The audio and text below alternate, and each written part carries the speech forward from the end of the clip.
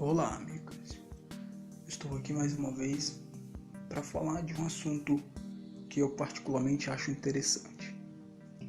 Olhando e vendo essa toda diversidade de seitas cristãs no meio do mundo, eu fico me perguntando se existe tanta fé, tantas diferentes fés, quem será que está certo?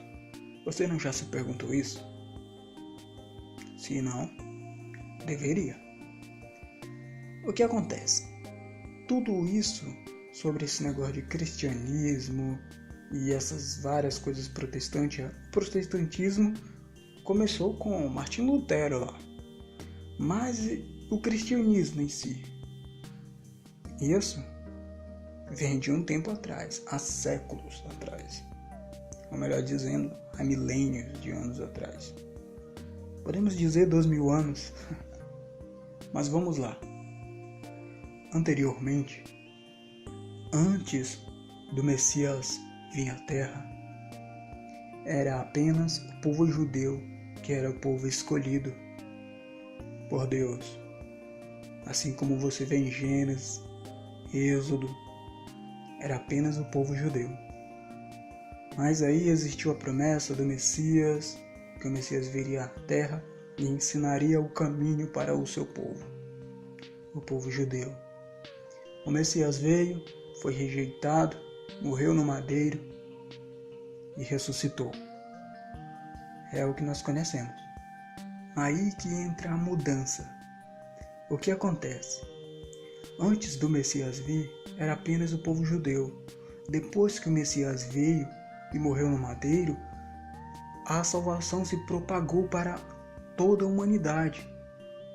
Mas nós temos uma crença que diz que somos salvos pela fé, é pela graça.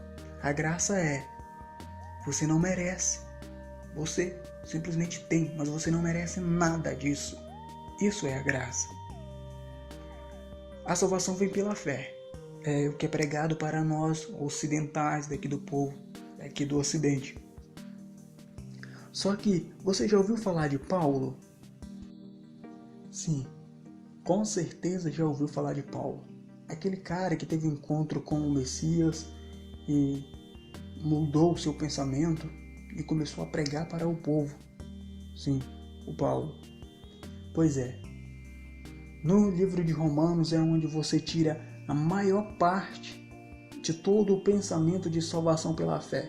É do livro de Romanos. Mas vamos lá. Paulo, ele foi um cara instruído na lei. Ele foi um cara que foi treinado desde criança na lei. E quando eu falo lei, a lei que Paulo era instruído não é como a lei que um advogado ou um juiz é instruído hoje, não. A lei que Paulo era instruído era a lei da Torá, lei da Taná, o Velho Testamento, o Torá, os 5 primeiros livros da Bíblia. Era essa a lei judaica que Paulo era instruído. E quando você vê na Bíblia dizer que Paulo perseguia cristãos, era mentira. Paulo não perseguia cristãos. Mas vou dizer para você, ele perseguia um tipo de povo. Perseguia e fazia mesmo o que está dito na Bíblia. Ele era louco mesmo. Louco, ele perseguia e fazia o que tinha para fazer. Por quê? Paulo era um judeu ortodoxo. Dentro dos judeus, que podemos dizer judeus, existe uma divisão. Judeu ortodoxo e judeu não ortodoxo. Os judeus ortodoxos são aqueles que não creem na veracidade do Messias. Os judeus não ortodoxos são aqueles que creem na veracidade do Messias, no Jesus, como você conhece. Então, Paulo era um ortodoxo. Ele perseguia os judeus não ortodoxos, porque ele via que era contra a Torá, era contra a Taná.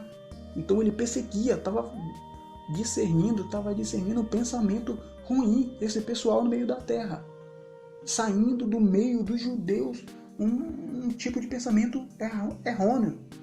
Então ele perseguia esse povo.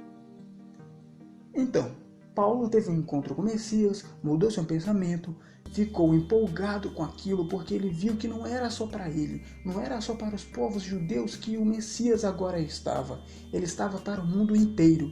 E o que Paulo fez? Pregou para o máximo de povo que ele pôde, até o final da sua vida. Ele fez isso. Leia as cartas de Paulo que você vai saber. Você vai ver muitos pensamentos lá, muitas coisas, na maioria acréscimos, enxertos colocados pelos copistas de Roma. O Messias veio à Terra para instruir o povo dele, tirar o povo dele daquele dogma religioso que estava. Ele veio à Terra e não foi aceito pelo povo dele. Então ele morreu no madeiro e a partir daquele momento a salvação se propagou para todo mundo. Todo mundo poderia ser salvo, mas contando que seguisse os mandamentos de Yahweh, seguisse os mandamentos de Deus.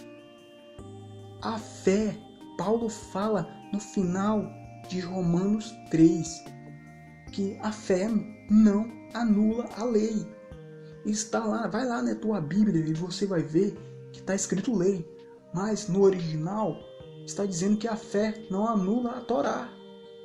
Tudo o que ele falou em Romanos 3, no livro de Romanos, não anula a Torá, não anula a lei. E isso inclui você guardar o sábado. E Yahushua falou que poderia ser sim feito coisas no sábado.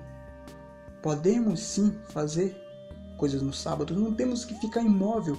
E Yahushua veio para abolir os dogmas religiosos da época dele, que a pessoa não podia fazer nada, absolutamente nada no sábado. E não foi isso que Yahweh deixou para Moisés, na lei de Moisés lá, de Moshe. Não foi isso. Pode sim fazer várias coisas,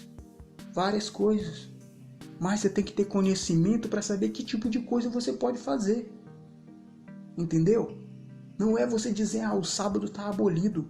Como que você vai abolir uma coisa que o próprio Yahushua falou, que não veio criar nada de diferente? Ele só veio cumprir o que estava escrito, Por isso que ele não foi de acordo com os rabinos da época, ele não foi de acordo com as pessoas que estavam na liderança naquela época, porque muitas das coisas que estavam na liderança não estava escrito, e ele veio para cumprir o que estava escrito, apenas isso. E o que era que estava escrito, meu irmão? Estava escrito que nós não devíamos guardar o sábado? Estava escrito que nós seríamos salvos apenas pela fé?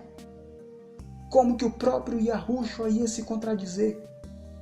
Existem muitas perguntas.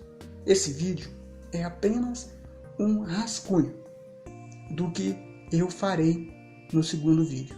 No segundo vídeo eu vou te explicar direitinho mais esse tipo de coisa. Muito obrigado por assistir até aqui. Falou!